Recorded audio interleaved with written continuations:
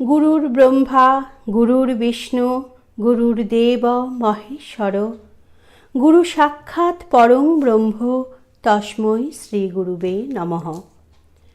শ্রীমৎ স্বামী সেবানন্দ সরস্বতী মহারাজের চরণে জানাই শতকোটি প্রণাম।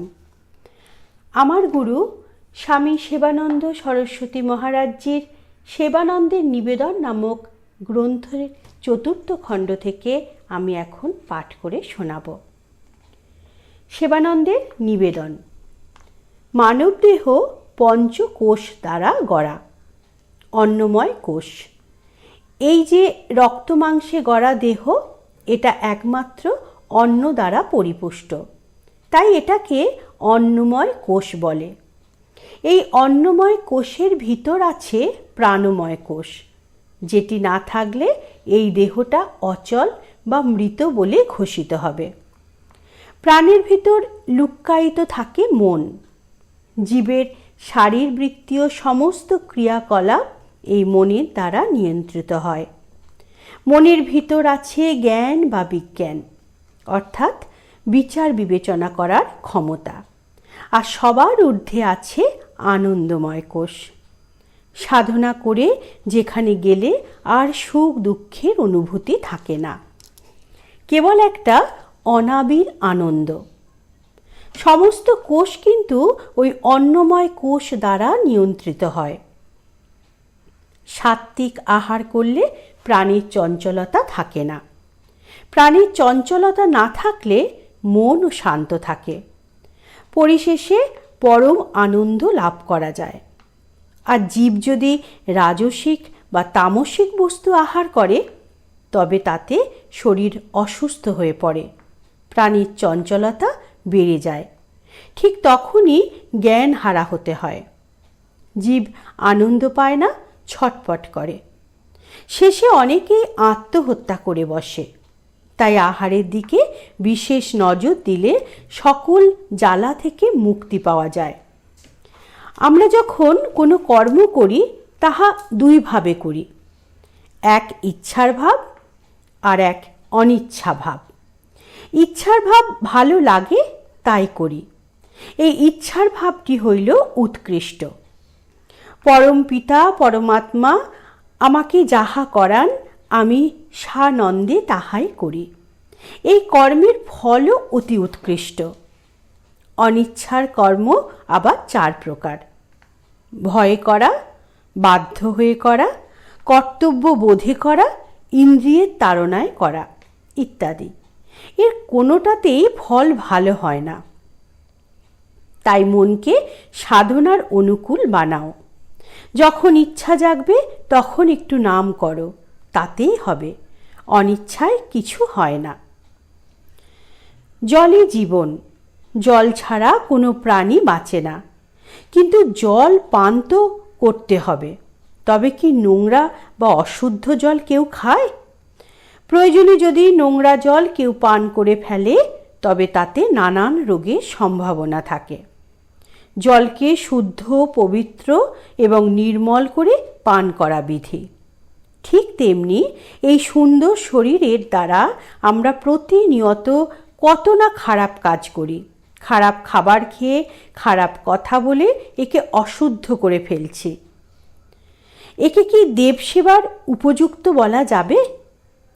অশুদ্ধ জল যেমন পান করা যায় না, যদি বা করা যায় তবে তাহা অপরাধের ভাগী হতে হয়। তাই সাধনা করো, সাধনা করো। সাধনা করে এই অপবিত্র দেহটাকে প্রথমে পবিত্র করো। দেখবে মন প্রাণ আনন্দে ভরে যাবে। আর তখনই দেবতা, তোমার আরাধ্য দেবতা, তোমার শুদ্ধ হৃদয়ে আবির্ভূত হবে। এতে কোনো সন্দেহ নাই। সাধন চতুষ্টয়। নিত্যানিত্য বস্তু বিবেক, অসঙ্গতি বা বৈরাগ্য, সম দমাদি ষট সম্পত্তি, মুমুক্ষত্ব, লক্ষ্যে পৌঁছনো তীব্র বাসনা। ষট সম্পত্তি: সম শান্ত মন, দম ইন্দ্রিয় দমন, উপরম ভোগ বাসনা থেকে মনকে সরিয়ে নেওয়া। তিতিক্ষা, সহ্য করার ক্ষমতা। শ্রদ্ধা, গুরু ও বেদান্ত বাক্যে বিশ্বাস। সমাধান, পরম লক্ষ্যে পৌঁছে যাওয়া। অষ্টাঙ্গ যোগ: যম, সংযম, ইন্দ্রিয়। নিয়ম, শাস্ত্রের বিধান। আসন, স্থির হয়ে বসতে শেখা। প্রাণায়াম, শ্বাস বায়ু নিয়ন্ত্রণ। প্রত্যাহার, ভোগ বাসনা থেকে মনকে সরিয়ে নেওয়া। ধ্যান, স্থির চিন্তায় রত থাকা। ধারণা, ঈশ্বর সম্বন্ধে জ্ঞান। সমাধান, পরম লক্ষ্যে পৌঁছে যাওয়া। কাউকে ছোট ভেবো না, কার ভিতর কি আছে কে বলিতে পারে। একমাত্র ভগবান ছাড়া কাউকে বিশ্বাস করো না, সর্বনাশ হবে। শাস্ত্রে লেখা আছে নিত্যানিত্য বস্তু বিবেক, অর্থাৎ নিত্য ও অনিত্য বস্তু সম্বন্ধে যাহার সম্যক ধারণা জন্মিয়াছে তিনি বিবেকী। সৃষ্টি, স্থিতি, লয় এই তিন নিয়ে জগৎ। যাহা সৃষ্টি হয়েছে ধ্বংস তাহার অনিবার্য।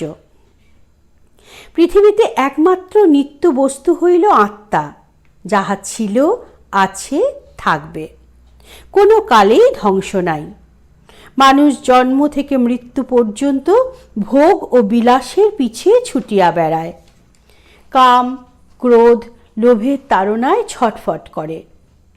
রূপ, রস, গন্ধ, শব্দ ও স্পর্শ সুখের নেশায় পাগল। হতভাগা জানে না বা জানবার চেষ্টাও করে না যে কোনো মুহূর্তে আমাকে এই পৃথিবী ছেড়ে চলে যেতে হবে। ক্ষণভঙ্গুর জীবনটাতে ভোগ বিলাস ছেড়ে যদি সাধনা করে আত্মার অধোগতি রোধ করা যায়, তবে আমি একটু চেষ্টা করব না কেন? বিষয়াসক্ত মন কোনো দিনও মুক্তির স্বাদ পায় না।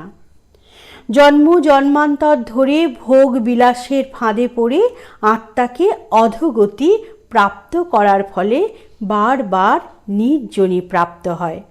জীব তাহা বুঝিতেই পারে না। বদ্ধ হিক যো বিষয়ানুরাগী, কাবা বিমুক্তি বিষয়ে বিরক্তি। বিষয়ে আসক্তি হইল বদ্ধ জীবের লক্ষণ। ভোগী কখন যোগী হইতে পারে না। ত্যাগ ছাড়া যোগী হওয়া যায় না। ভোগী পরিণামে রোগী হয়ে যায়, অশেষ কষ্ট ভোগ করে, শান্তি পায় না। তাই একটু বুঝে সুঝে ভোগ করো, শান্তি পাবে। ভোগ ছাড়া দেহ থাকবে না, তবে প্রয়োজনের অতিরিক্ত নয়। সাধনা করে মনকে ভোগ বিলাস থেকে একটু একটু করে সরিয়ে নিয়ে এসো, দেখবে অচিরেই শান্তি পাবে। ভোগেরম ভয়ম, অর্থাৎ ভোগ থেকেই রোগের উৎপত্তি। ত্যাগাৎ শান্তি অনন্তরম, অর্থাৎ ত্যাগেই অনন্ত শান্তি লাভ করা যায়। মানব দেহে 3 প্রকার শরীর আছে। স্থূল শরীর, রক্ত মাংসে গড়া দেহটা। সূক্ষ্ম শরীর এই মনটা, আর কারণ শরীর হলো মনের মধ্যে যে বাসনা থাকে তাহাই। অনেকে কে কর্মফলও বলে। মৃত্যুর পর পড়ে থাকে স্থূল শরীর। তখন সূক্ষ্ম শরীর আর কারণ দেহ থেকে বেরিয়ে যায় এবং নতুন শরীর ধারণ করে। কিন্তু শরীর ধারণ তো করবে, তবে কোন যোনিতে জন্ম হবে? পশু কিংবা নরকুলে কর্ম বলে দেবতায়। জীব 4 প্রকার: স্বেদজ, উদ্ভিদজ, অন্তজ ও জরায়ুজ। স্বেদজ, স্যাঁতস্যাঁতে জলো জায়গায় ইহাদের জন্ম হয়। আপনা আপনি জন্মায়, মরে যায়। এদের মাও নাই, বাপও নাই। উদ্ভিদজ, ইহারা বীজ থেকে জন্ম নেয়, মাটি খুঁড়ে বের হয়।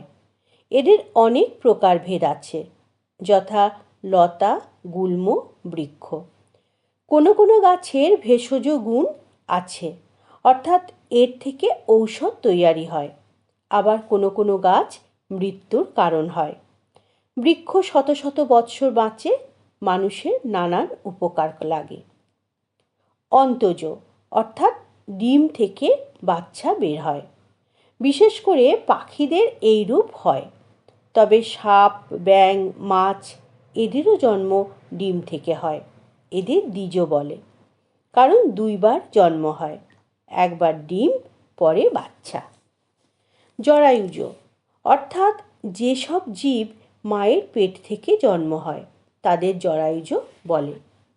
পৃথিবীতে বহু প্রাণী এই প্রজাতিতে পড়ে।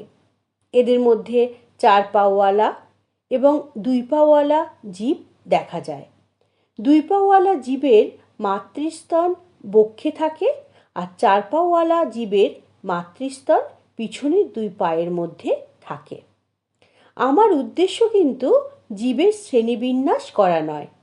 শাস্ত্রে লেখা আছে 84 লক্ষ যোনি ভ্রমণ করে তবে সুন্দর মানব জন্ম পাওয়া যায়।